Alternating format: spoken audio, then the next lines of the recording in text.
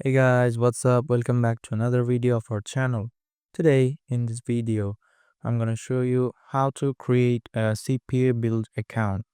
So without wasting any more time, let's start our today's video. Creating a CPABuild account is a straightforward process. Here's a step-by-step guide to help you get started. Step 1.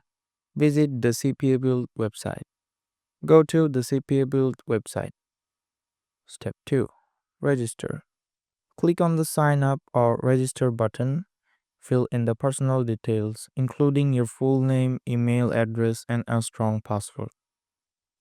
Step 3. Create a website.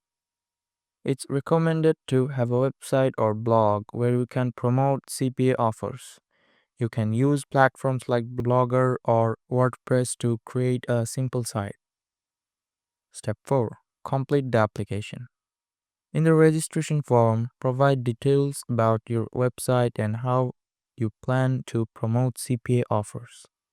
Be honest and detailed in your application. Step 5. Verify your email.